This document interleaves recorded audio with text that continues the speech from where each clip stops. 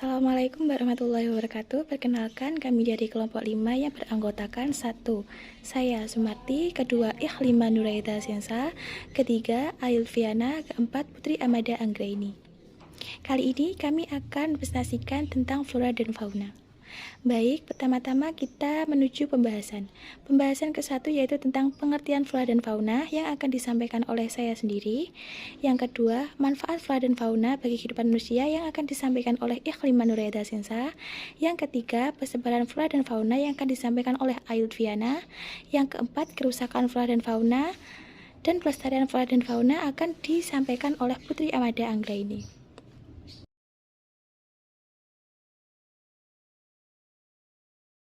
Baik, pembahasan pertama yaitu tentang pengertian flora dan fauna. Pengertian flora dan fauna secara sederhana, flora adalah tanaman dan fauna adalah hewan. Sementara pengertian flora secara umum adalah segala jenis tumbuhan serta tanaman yang ada di muka bumi, dan fauna adalah segala jenis hewan yang hidup di muka bumi. Pengertian flora ialah keseluruhan kehidupan jenis tumbuh-tumbuhan, suatu habitat daerah, atau setara geologi tertentu. Istilah flora berasal dari bahasa Latin, yaitu dari kata flora yang artinya alamat tumbuhan atau nabata. Flora juga bisa diartikan menjadi sekelompok tanaman. Adapun arti flora endemik ialah jenis tumbuhan yang hidup di daerah tertentu. Secara etimologi, flora berasal dari bahasa Latin, yaitu diambil dari kata flora yang berarti nama seorang dewi pelindung bunga dan tanaman serta dewi kesuburan dalam mitologi Romawi. Kata fauna berasal dari bahasa Latin yang artinya alam hewan. Dalam mitologi Romawi, kata fauna bisa diartikan sebagai kakak dari faunus, yang bisa diartikan sebagai roh yang baik, hutan, dan daratan. Jadi pengertian fauna merupakan lingkungan hewan yang mencangkup semua jenis hewan dan kehidupannya yang berada di wilayah dan masa tertentu. Baik, selanjutnya akan disampaikan oleh Ikhlima Nuraida Sensa. Manfaat flora dan fauna bagi kehidupan manusia. Manfaat flora yang pertama, sebagai bahan makanan. Akar, batang, daun, bunga hingga buah dapat dijadikan bahan makanan. Dari akar misalnya umbi-umbian, contohnya umbi jalar. Dari batang misalnya tebu. Batangnya dapat diolah sehingga menghasilkan air manis yang segar. Dari daun misalnya daun sawi, daun bayam, daun kangkung, daun singkong, daun pepaya dapat dijadikan sebagai bahan sayur maupun lalapan. Dari bunga, misalnya bunga kecombrang juga bunga rosella dapat dimanfaatkan sebagai bahan makanan maupun bahan minuman. Dari buah, misalnya buah apel, buah mangga, buah nangka, buah jeruk dapat langsung dimakan oleh manusia. Manfaat yang kedua, sebagai bahan utama membangun tempat tinggal. Bagian dari tumbuhan yang dapat dijadikan sebagai bahan utama membangun tempat tinggal adalah kayu. Kayu dapat dimanfaatkan sebagai atap, pintu, maupun jendela. Kayu selain itu juga bisa dimanfaatkan sebagai perabotan rumah tangga, misalnya meja, kursi, almari, dan lain-lain. Manfaat yang ketiga adalah sebagai penghasil oksigen. Tumbuhan merupakan penghasil oksigen terbesar di bumi. Tumbuhan juga menyerap gas karbon dioksida bagi manusia, sehingga lingkungan yang banyak tumbuhan akan menjadikan udara lebih segar. Manfaat yang keempat, sebagai komoditas yang berharga. Tumbuhan juga bisa dimanfaatkan sebagai bahan perdagangan untuk memenuhi kebutuhan ekonomi manusia. Manfaat fauna yang pertama, sebagai bahan makanan. Beberapa hewan di muka bumi juga dapat dimanfaatkan oleh manusia sebagai bahan makanan. Misalnya hewan ternak, yakni ayam, sapi, kambing, beberapa ikan laut maupun ikan air tawar. Selain daging dari hewan, hasil olahan hewan juga dapat dimanfaatkan oleh manusia sebagai bahan makanan. Misalnya susu dari kambing maupun sapi, madu dari lebah, maupun telur dari ayam. Manfaat yang kedua adalah sebagai bahan utama pembuatan kain. Misalnya bulu dari domba dapat dipintal sehingga menjadi kain wol. Selain itu, ulat sutra juga dapat dijadikan sebagai bahan kain sutra.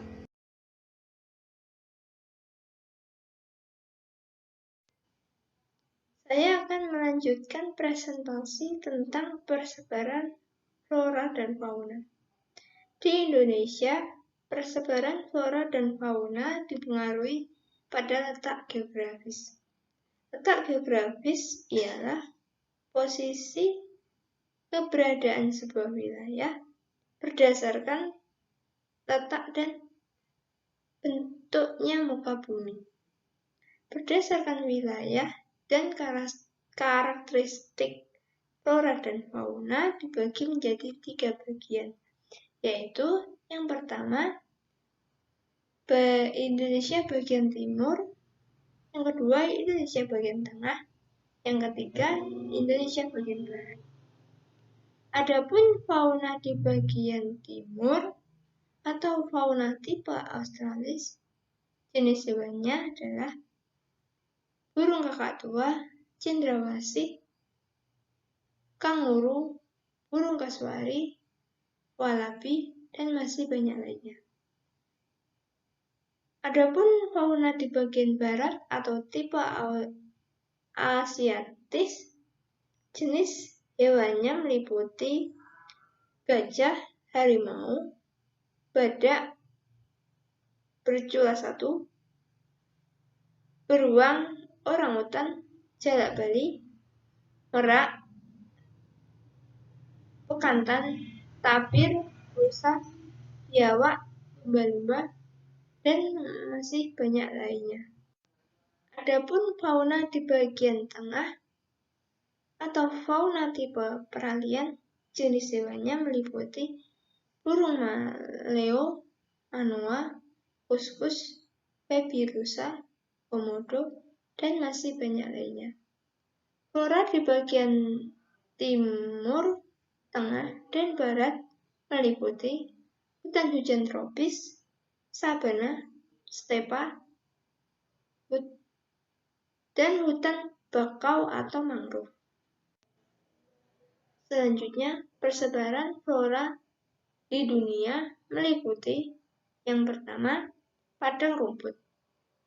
Padang rumput ada beberapa macam, yaitu tundra ialah padang rumput yang terdapat di daerah bersuhu dingin dengan curah hujan rendah dan umumnya ditumbuhi rumput-rumput kecil.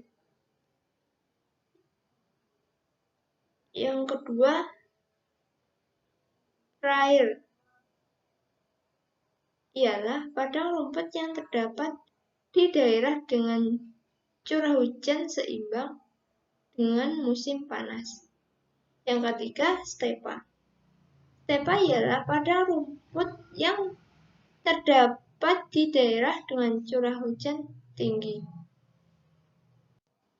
Yang kedua, gurun.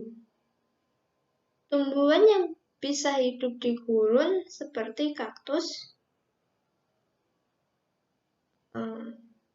semak belukar, dan masih banyak lainnya. Yang ketiga, hutan tropis. Di daerah hutan tropis dapat ditemukan berbagai jenis spesies tumbuhan memiliki tingkat kelembapan yang cukup tinggi. Di daerah ini terdapat tumbuhan yang spesial yaitu liana atau rotan dan anggrek. Yang keempat, hutan gugur. Di daerah ini beriklim sedang, curah hujan sepanjang tahun rata-rata 750 sampai 100 mm. Adapun flora yang dapat hidup yaitu bunga sakura, pohon jati, pohon cemara, dan masih banyak lainnya. Yang kelima, taiga. Taiga ialah hutan pohon pinus. Taiga banyak ditemukan di belahan utara seperti Rusia, Siberia Utara, Kanada Utara, dan Kanada Tengah. Persebaran fauna di dunia. meliputi fauna Palearktik ialah meliputi wilayah Siberia, Rusia, dan sebagian besar benua Eropa. Adapun jenis faunanya seperti anjing, serigala, tikus, beruang kutub, dan panda. Yang kedua, fauna Nearktik meliputi wilayah Amerika Utara sampai dengan Meksiko. Pembahasan selanjutnya yaitu penyebab kerusakan flora dan fauna. Faktor yang menyebabkan kerusakan flora dan fauna yaitu yang pertama, kerusakan habitat, seperti eksploitasi hutan dan pencemaran. Yang kedua, perburuan liar. Yang ketiga, perubahan iklim. Yang keempat, bencana alam. Yang kelima, wabah atau penyakit.